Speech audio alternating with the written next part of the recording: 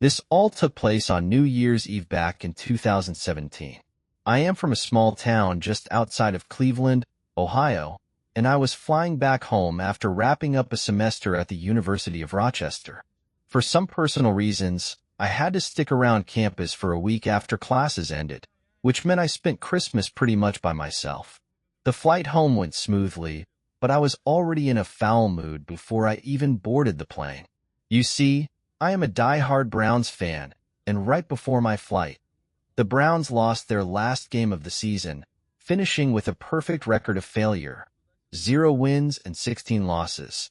It was a special kind of pain for lifelong fans like me.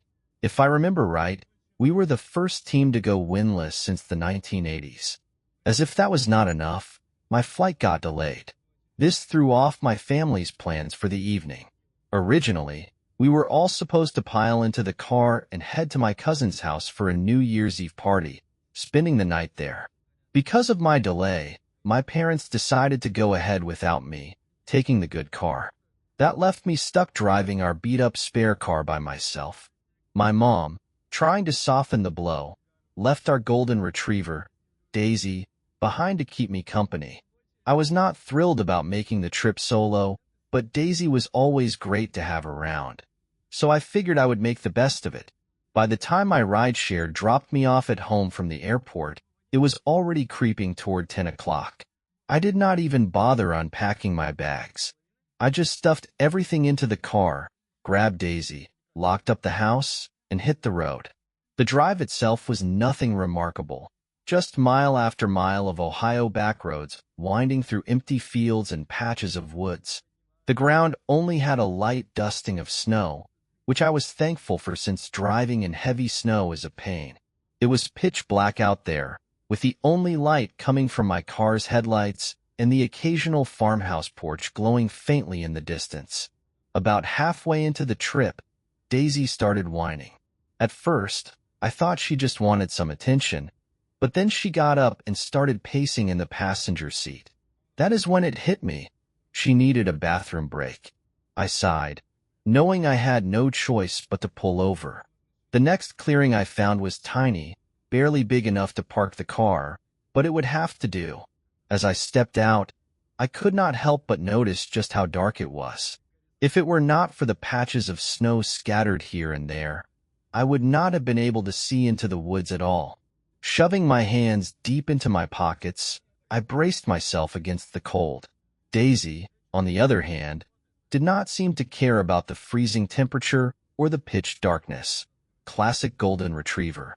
I let Daisy out of the car without bothering to put her leash on. She sniffed around the edge of the trees, taking her sweet time, but she stayed close, just far enough to do her business. That was when I heard it. Out of nowhere, a loud crashing sound echoed from deep within the woods.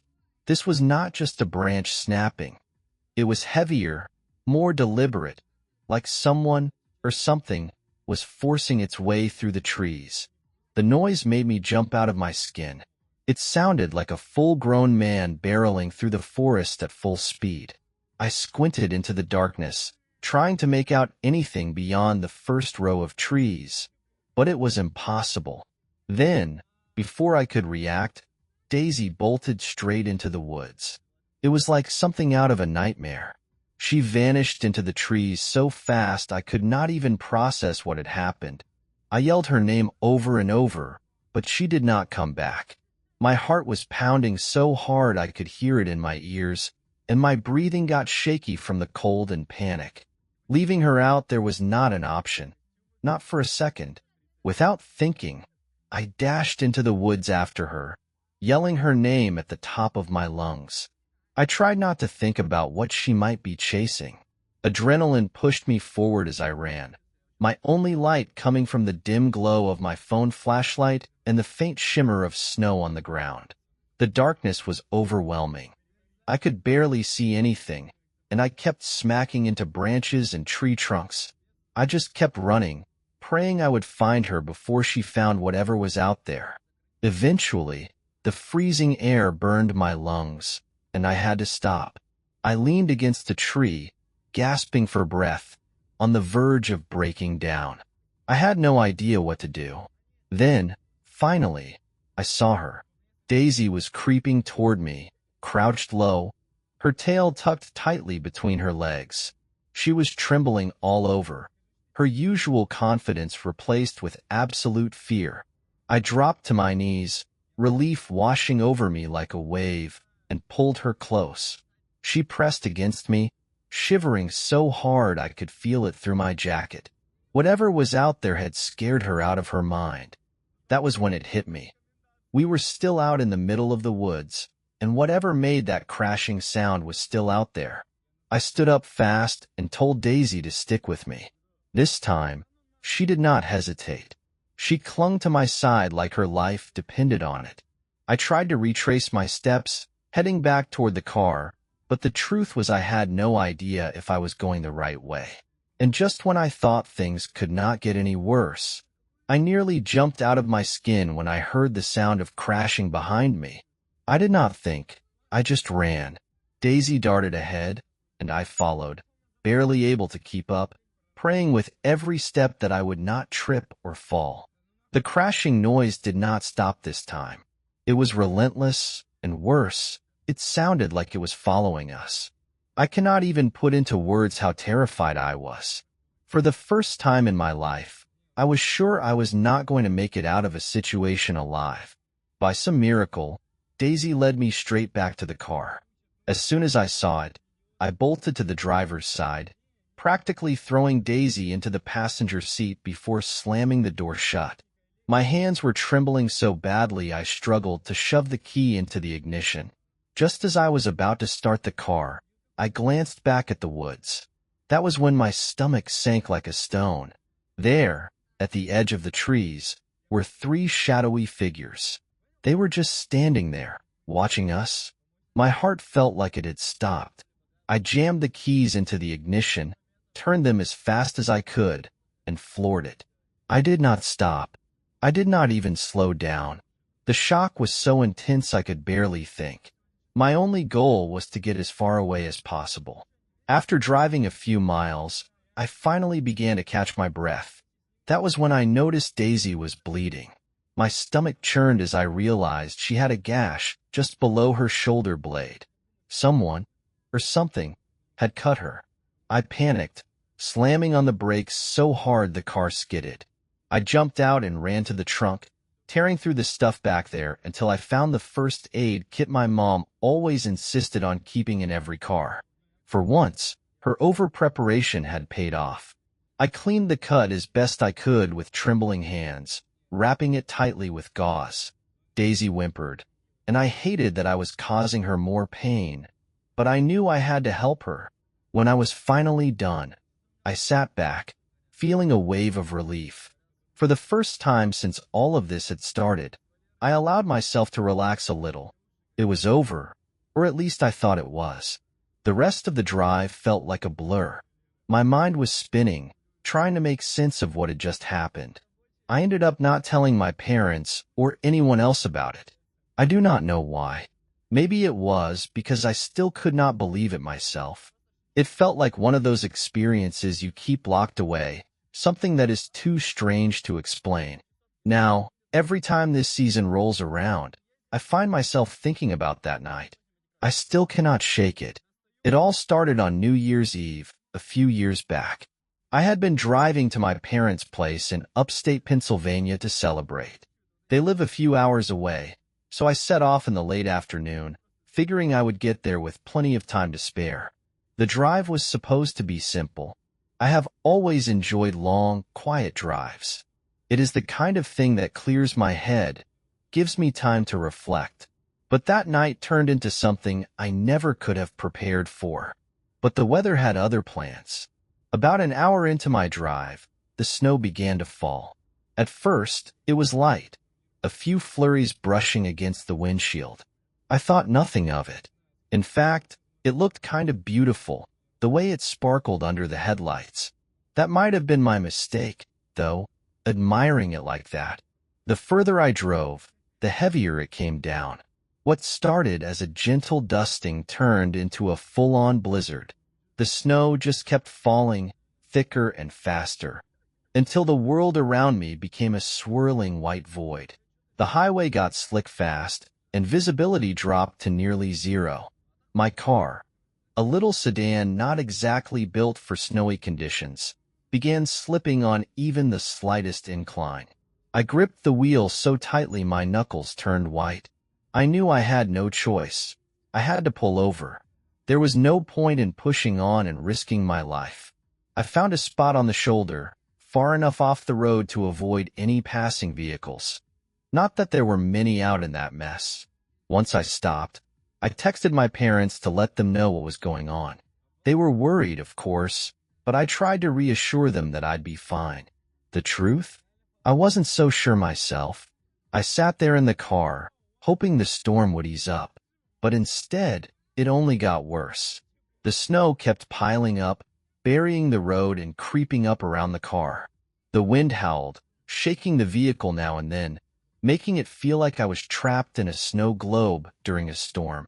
After about an hour, it became clear I wasn't going anywhere that night.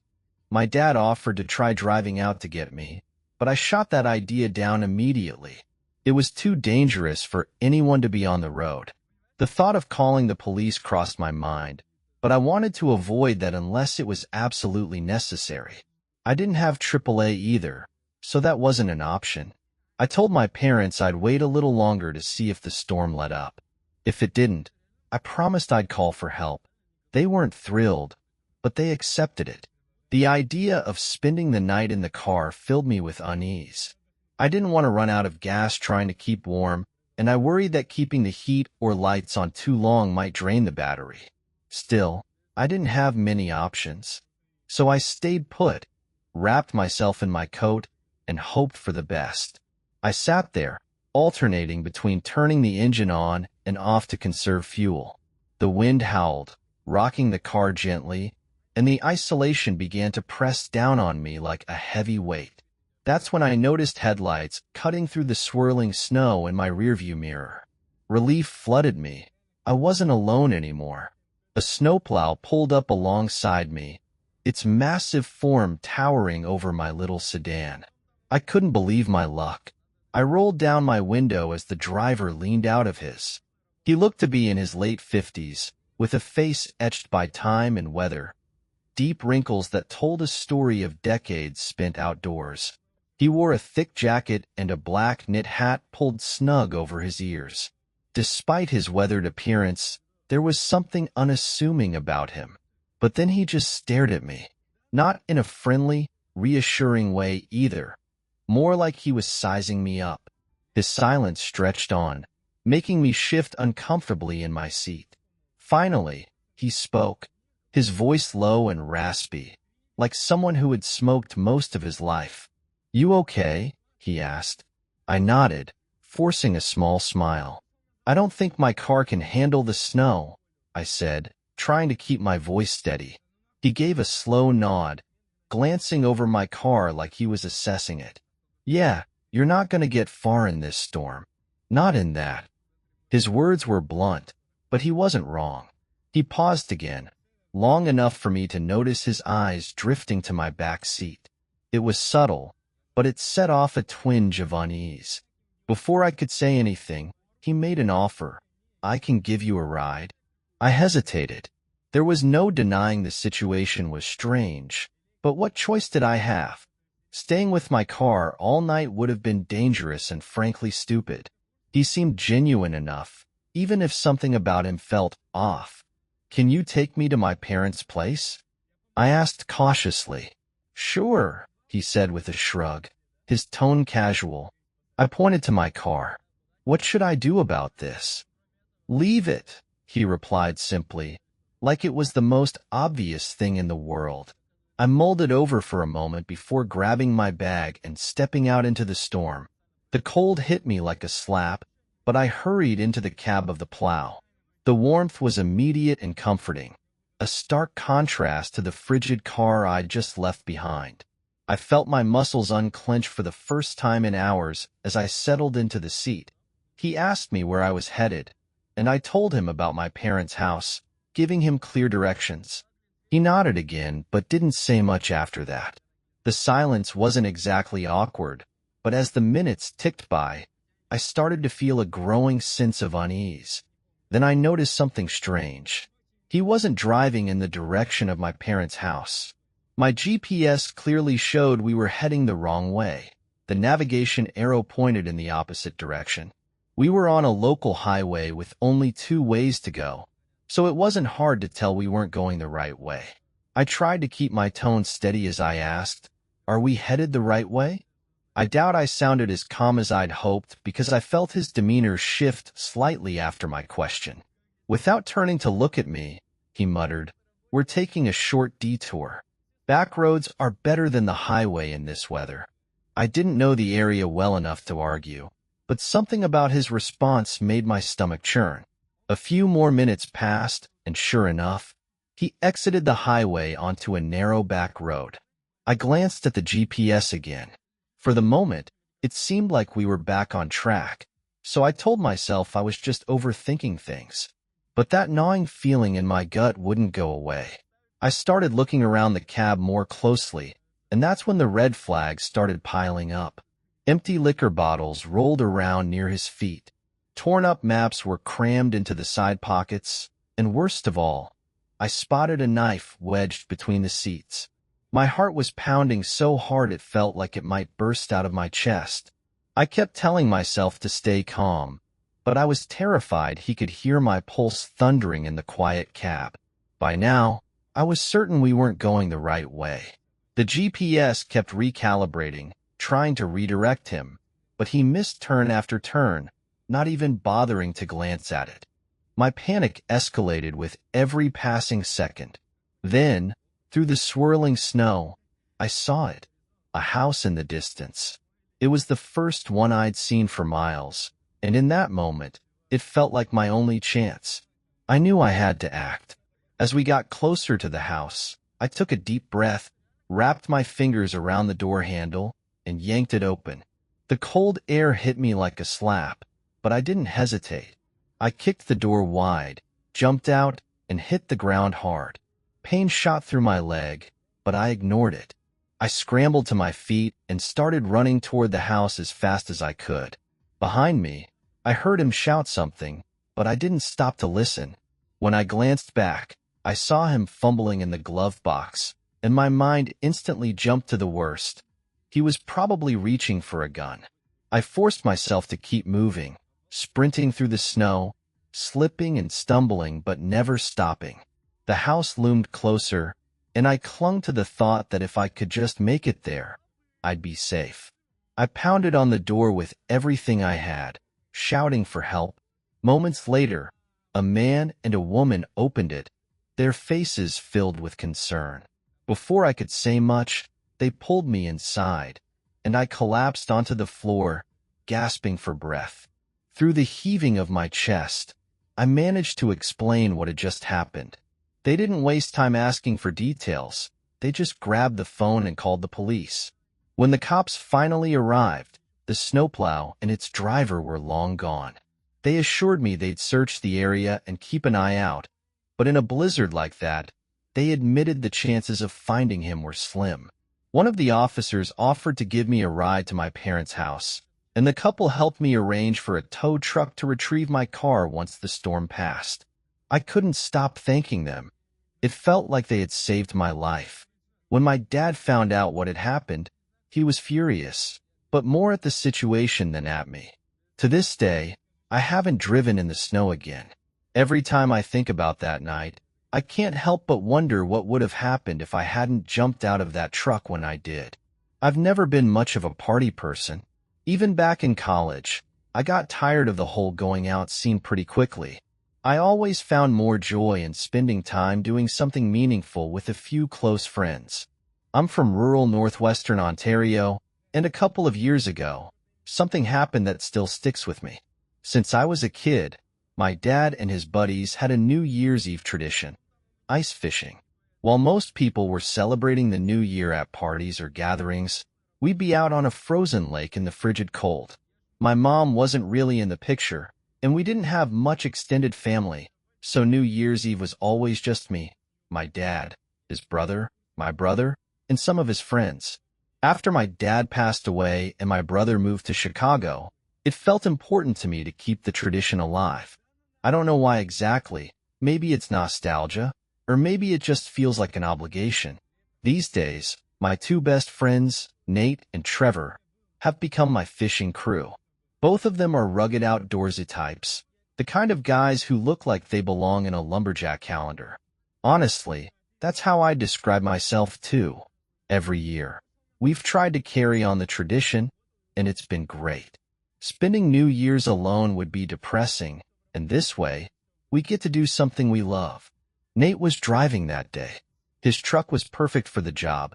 Big tires, four-wheel drive, and plenty of room for all our gear. We had everything packed: rods, tip-ups, bait, a sled for hauling supplies, and a small pop-up shelter to shield us from the wind. The forecast called for a clear night, but anyone from Ontario knows better than to trust the weather report entirely. We were prepared for anything, or so we thought. The lake we were heading to wasn't a well-known spot, which was exactly why we loved it. It was secluded, surrounded by dense trees, and the ice stayed solid even in the milder parts of winter. It wasn't the kind of place you'd stumble upon unless you knew where to look. As Nate navigated the snowy backroads, the excitement in the truck was palpable. There's something about the quiet stillness of ice fishing that's hard to beat. Just you, your friends, and the promise of a good catch. Definitely better than spending the night at some overcrowded bar. When we reached the trailhead and pulled over to park, I noticed someone standing a few yards away. They were bundled up in heavy winter gear, their face obscured by a scarf and hood. At first, I assumed it was just another angler, but something about the way they stood there felt off. They weren't moving, just standing and staring at our truck. I thought maybe they were sizing us up, trying to figure out if we'd snag their favorite fishing spot or something. But then I saw them glance down at their phone, then back at us, then back at the phone again. It didn't feel casual. I don't know how to explain it, but the whole thing felt wrong. I muttered to Nate and Trevor, "That guy's giving me a bad vibe." Trevor just shrugged, while Nate nodded but didn't say much. We were about to start unloading the truck when the man suddenly bolted toward us, waving his arms like he was in a full-blown panic. I rolled down the window, and before I could say anything, he started yelling that we needed to help him immediately. His buddy, he claimed, had fallen through the ice. He pointed at his phone, saying someone they were with had just messaged him about it. His voice was frantic, and the desperation in his eyes felt real enough that none of us thought to question it. Trevor didn't hesitate. He threw his door open, and before I knew it, the three of us were following this guy as he sprinted down the trail toward the lake. None of us grabbed coats or gear. We just ran. His urgency drowned out any second-guessing we might have had. The man was practically sprinting, and we had to jog to keep up. As we got closer to the lake, though, something started gnawing at the back of my mind. He wasn't leading us toward the usual fishing spots. Instead, we were heading for a more remote part of the shoreline, where the ice was thinner and the area less traveled. I was about to call out and stop when I saw them, two more men standing near the edge of the lake. They weren't dressed for fishing, and they weren't moving. They were just standing there, waiting. I slowed down, my gut twisting into knots. Then I noticed something that made my blood turn to ice. They were both armed. One of them shouted for us to stop. As we skidded to a halt, he raised his gun and pointed it straight at me. There's no way to describe the feeling of having a gun aimed at your chest. It's a kind of terror and helplessness that grips every part of you. I hope no one reading this ever has to know what that feels like. The guy we'd been following turned around then, smirking like a predator that had just cornered its prey. We'd been set up. The second guy barked at Nate, demanding his truck keys and everything we had on us. None of us were in a position to argue. These guys weren't messing around. Nate pulled the keys out of his pocket and tossed them over. The three of us emptied our own pockets, throwing our wallets and whatever else we had onto the ground. I tried to keep my phone hidden, but one of the men noticed. Phones too, he growled. Nate claimed his phone was in the truck, which got a laugh out of them. Meanwhile, I was seething with anger. My fists clenched so hard my knuckles turned white. If they hadn't been armed, I swear I would have fought all three of them right then and there. Once they'd taken everything, the men forced us back up the trail at gunpoint. When we reached the truck, one of them jumped into the driver's seat and sped off without a second thought. The other two melted back into the woods, probably heading to their own vehicle. I thought about chasing after them, but I figured it wouldn't do much good. We stood there for a while, shivering, unsure of what to do next. That's when Nate pulled out his phone, and I knew right away he'd lied about it being in the truck. Honestly, I don't know what we would have done if Nate hadn't acted so fast. Somehow, we still had a signal. He called the police, explaining the situation as best he could. The dispatcher told us to stay where we were, so we huddled together to keep warm while we waited for help. I was still furious. Nate was the worst of us. He kept kicking trees and swearing under his breath. Trevor and I tried to calm him down, but it wasn't working. Everything had happened so quickly. I was still trying to make sense of it all. Why the hell would there be people out there in the middle of nowhere on New Year's Eve of all days? It didn't make sense. I'll spare you the boring details.